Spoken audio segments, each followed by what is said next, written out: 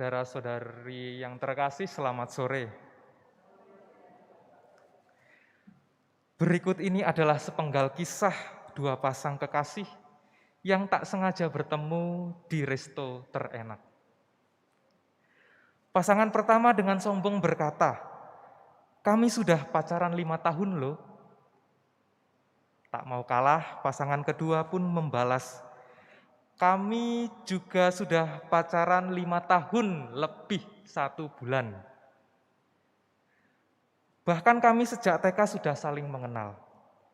Lalu pasangan pertama merasa kalah dan berkata lagi, "Kami juga sudah pernah jalan-jalan ke Eropa."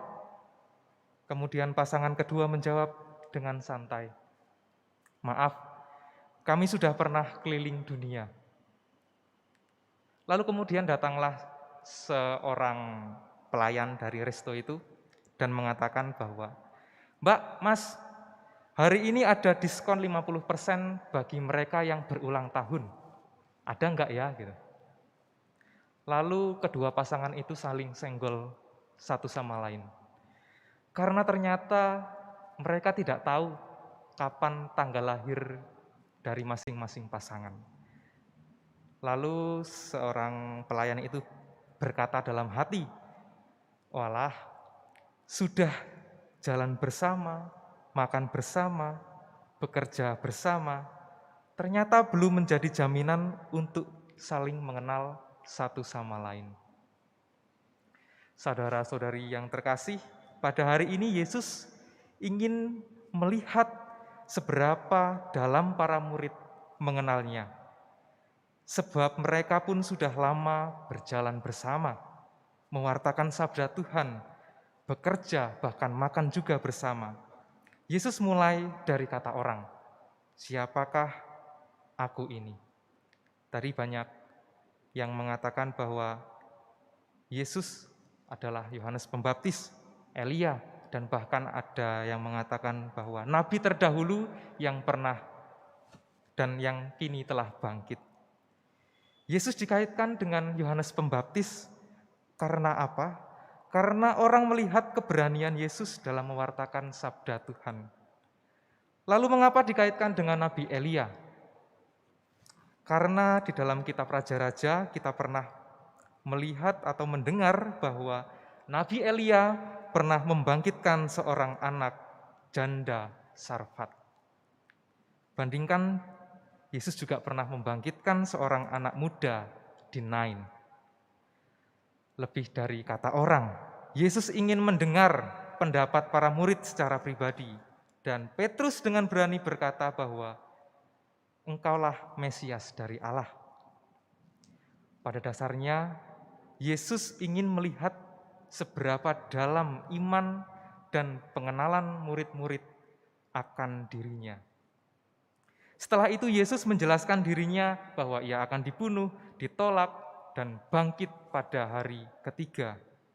Yesus ingin memperlihatkan bahwa peristiwa salib menjadi bagian dari kemesiasannya. Saudara-saudari yang terkasih, kita bisa mengambil beberapa hal poin dari bacaan pada hari ini. Yang pertama, kita bisa membayangkan bahwa Yesus saat ini juga bertanya kepada kita, "Siapakah aku menurutmu?"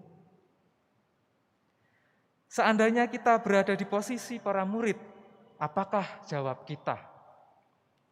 Kita dapat menjawab masing-masing pribadi, karena masing-masing pribadi memiliki pengalaman bersama Yesus, mungkin unik bagi dirinya sendiri. Kita bisa berkata bahwa bagiku Yesus adalah penolong hidup. Bisa saja. Atau ada orang juga mengatakan bahwa Yesus bagiku adalah juru selamat, karena pernah diselamatkan ketika dalam bahaya maut. Atau Yesus bagiku adalah pembawa damai, karena di tengah keluarga selalu mendapat kedamaian. Atau bagiku Yesus adalah guru, karena merasa bahwa hidup setiap hari selalu diarahkan. Poin yang kedua, sebagai orang Katolik juga kita juga diajak untuk tidak pernah berhenti pada kata penderitaan dan ratapan. Sebab di balik pengalaman salib masih ada harapan akan kebangkitan. Bacaan pertama tadi mengungkapkan bahwa ada waktu untuk menangis, ada waktu untuk tertawa, dan seterusnya.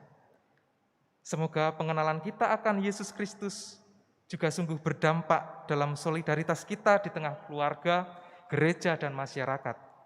Dan sekarang mari kita membuka hati bagi Kristus, supaya Ia pun sungguh-sungguh benar tinggal dalam hati kita, dan akhirnya kita pun dapat membagikan kasih-kasih itu kepada semua orang yang kita jumpai. Kemuliaan kepada Bapa dan Putra dan Roh Kudus, seperti pada permulaan, sekarang, selalu, sepanjang